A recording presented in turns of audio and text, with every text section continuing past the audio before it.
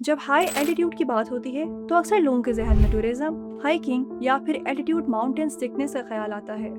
लेकिन जरा सोचिए उन लोगों के बारे में जो अपनी पूरी जिंदगी 10,000 फीट यानी कि 3,000 मीटर्स की बुलंदी पर गुजारते हैं। आज की वीडियो में हम बात करेंगे एल्टीट्यूड और ह्यूमन फिजियोलॉजी के बारे में, यानी कि कैसे हमारे बॉडी के ऑर्गन्स और सिस्टम्स हाई एल्टीट्यूड पर काम करते हैं।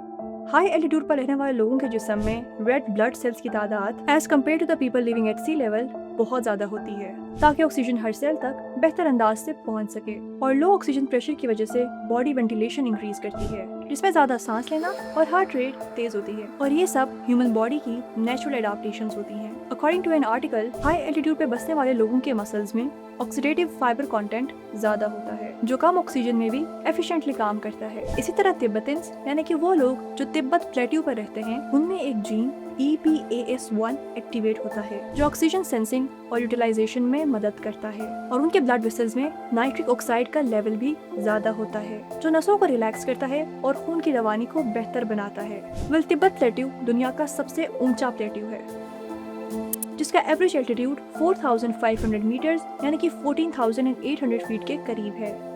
मोरओवर, हाई एल्टीट्यूड पर रहने वाले लोग एल्टीट्यूड सिकनेस का ज्यादा शिकार नहीं होते, क्योंकि उनका जिस्म बचपन से ही उन मुश्किल हालात के लिए अडेप्ट होता है।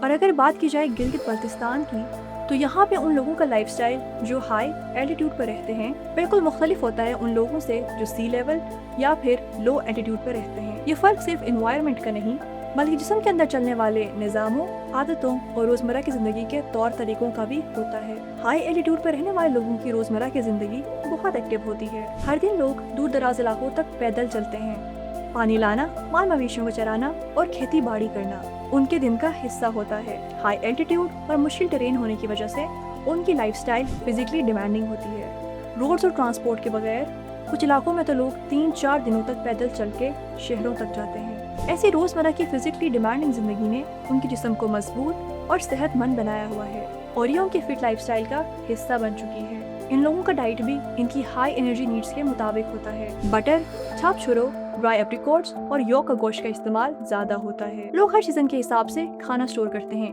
खासकर सर्दियों के लिए। गिलगित बल्तिस्तान के हाई एल्टीट्यूड में रहने वाले लोगों का कंस्ट्रक्शन स्टाइल भी एल्टीट्यूड के मुताबिक होता है। पत्थर, मिट्टी और लकड़ी के घर होते हैं ताकि ठंड से बचा जा सके। मोरओवर, बुलंद कपड़े, देसी टोपी और मोटे सॉक्स रोजाना का हिस्सा होते हैं। हीटिंग के लिए एनिमल डंग का यूज होता है, क्योंकि हाई एल्टीट्यूड पर दरख्त और लकड़ी नहीं होती, जिसकी वजह से एनिमल डंग इस्तेमाल किया जाता है। ये सिर्फ जिस्मानी अडाप्टेशन नहीं, बल्कि कल्चर और जिंदगी का तरीका भी है।